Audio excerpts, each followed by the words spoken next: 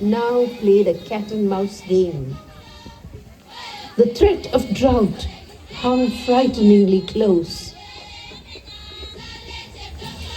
The Green Belt movement was born of the determination to restore the green cover. We began with a token planting of 7 trees to commemorate the 7 heroes of our freedom movement. Then we planted some more and some more. We planted in our own yards, in our neighbors' yards. We planted on the commons, on government land and wasteland. We raised thousands of seedlings in nurseries, trekking miles to fetch water to keep our plants alive. The women who were once despairing and hopeless now found a new meaning in life. They found sustenance.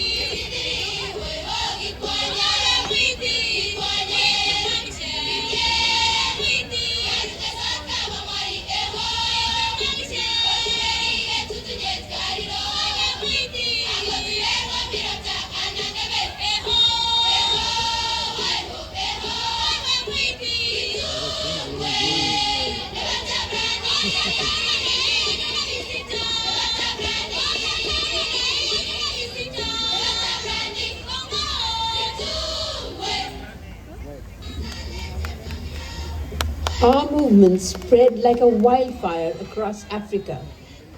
Women took up raising nurseries and planting trees and caring for them. Financial aid came from different quarters. It was amazing how many people were concerned about the environment.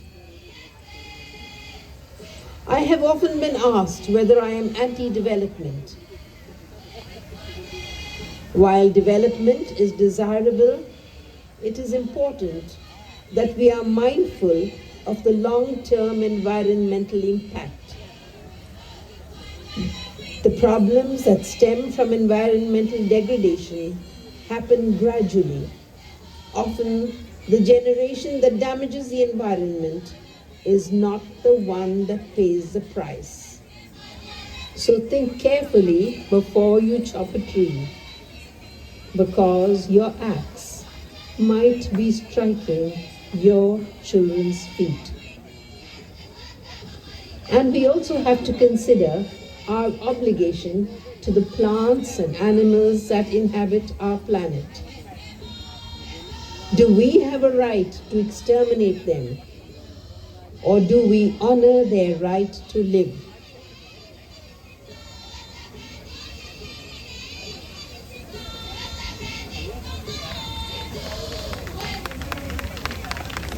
Many centuries ago, a Buddhist monk named Batuo sailed from the shores of India to China. He went to the court of Emperor Xiao Wen to propagate Chan Buddhism. The emperor ordered his men to construct a temple high in the Songshan Mountains. He wanted Batuo to train the monks in the study of Buddhist scriptures and in meditation. 35 years later, another Buddhist monk called on the court of the emperor. The emperor refused to see him, so he went to a cave nearby and sat in meditation. It was 9 long years before he emerged, and the emperor welcomed him joyfully. The monk was called Bodhidharma. Bodhidharma bade the monks rely on personal experience and direct realization rather than on ritual and prescriptive practice. He noticed that the monks were not particularly healthy. So he devised a set of exercises that later evolved into Shaolin Kung Fu. Shaolin monks became legendary for their martial arts skills.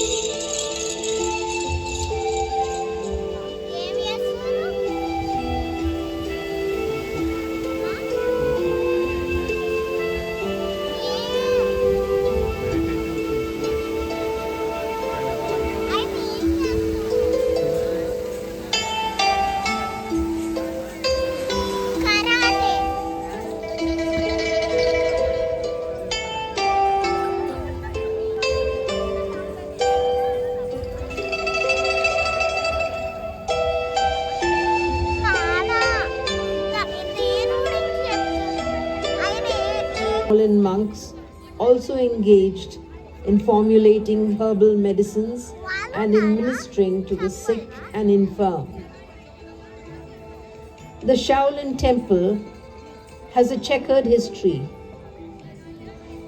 It was attacked several times and burnt down. The monks persecuted and killed, the practices suppressed. Invariably, the surviving monks came out of hiding and rebuilt the temple with the help of the local people. Shaolin Temple is now on UNESCO's World Heritage List. Shaolin Temple owes its existence to the courage and devotion of the monks and the persistence of the local citizens. Can we not do likewise?